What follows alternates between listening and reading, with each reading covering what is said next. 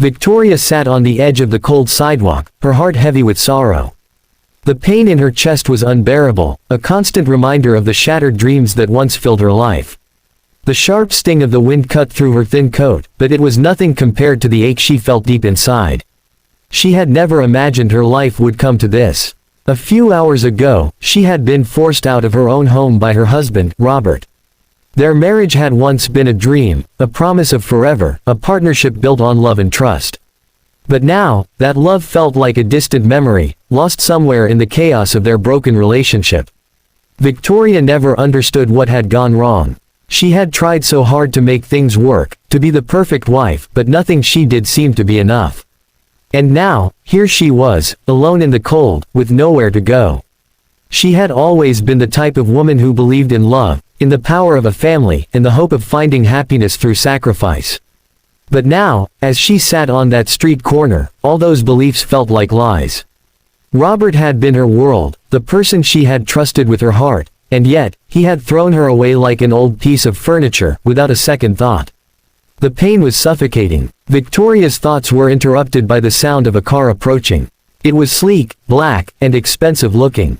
As it slowed to a stop, the window rolled down, revealing a man with dark hair and sharp features.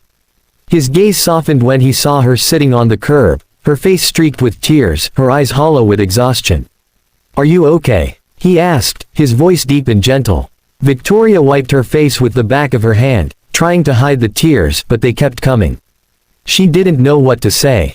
She didn't want to burden a stranger with her pain, but at that moment, she felt so lost, so utterly alone, that she found herself nodding. I don't know," she whispered, her voice trembling. "I don't know what to do anymore." The man studied her for a moment, as though he was trying to make sense of her words, before his expression softened even further. "You're in a bad place right now," he said quietly.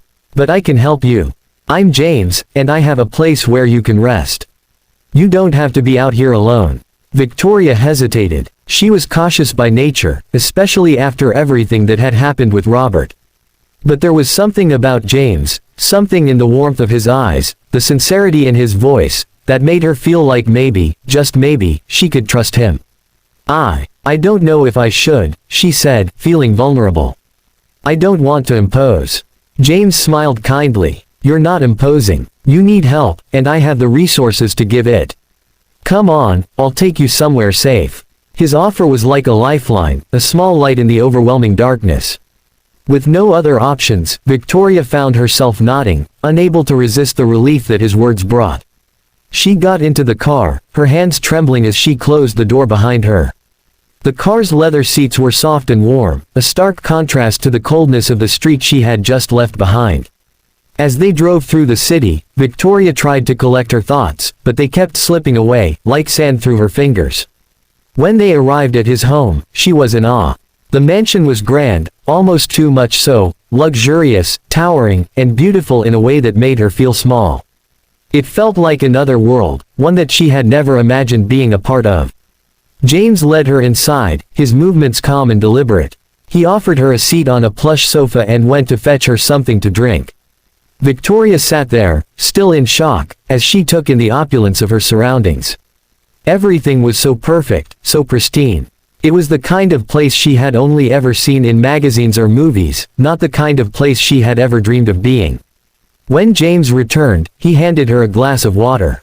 "You don't have to tell me what happened," he said, sitting down across from her. "But I want you to know that you're safe here. You don't have to worry about anything for now." Victoria looked at him, the weight of her emotions threatening to break her. She felt so lost, so broken, but something in James's presence calmed her. He wasn't asking for anything in return, he was simply offering her a place to heal, a space where she could breathe without the suffocating pressures of the world outside. For the first time in what felt like forever, she allowed herself to close her eyes and relax. She had been so caught up in the fight for survival, the fight for her marriage, that she had forgotten what it felt like to be truly cared for. She had forgotten what it felt like to be held, to be seen as more than just someone's wife or someone's responsibility. Here, with James, she felt like she could finally be herself again.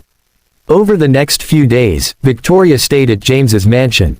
She was hesitant at first, unsure of what to make of this kindness, but as time passed, she found herself growing more and more comfortable in his presence. James never pressured her to open up about her past or explain her situation. Instead, he simply offered her space to breathe, to rest, and to heal. James wasn't just rich in material possessions, he was rich in kindness, generosity, and understanding.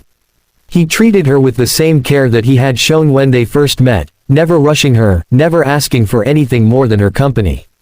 His actions spoke volumes, and slowly, Victoria began to trust him. Days turned into weeks, and with each passing day, Victoria felt the weight of her past start to lift, ever so slowly. She had come to James with nothing, no home, no family, no sense of direction. But she found something here.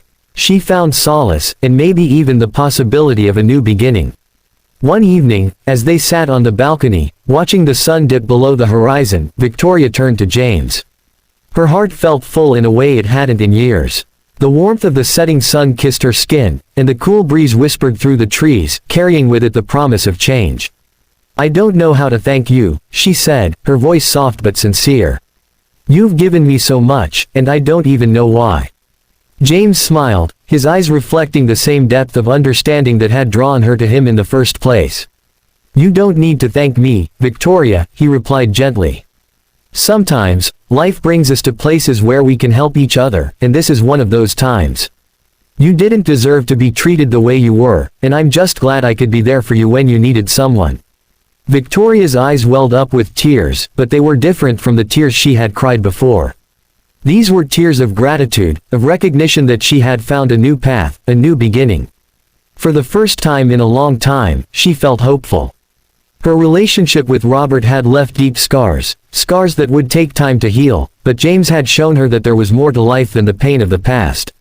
He had given her the power of embrace, the power to feel safe, and the power to believe that love could be something pure and unconditional. Victoria didn't know what the future held, but for the first time in a long time, she was willing to find out. She didn't need to be defined by her past mistakes or the betrayal she had suffered. She was more than that. She was stronger than that. And as she sat there, watching the night sky unfold before her, she knew that whatever came next, she would face it with a heart full of hope. A heart ready for the love that was waiting for her. Not in a marriage built on promises that were never kept, but in the gentle embrace of a man who had shown her what it meant to truly be seen, truly be loved. It was the beginning of something new. Something real.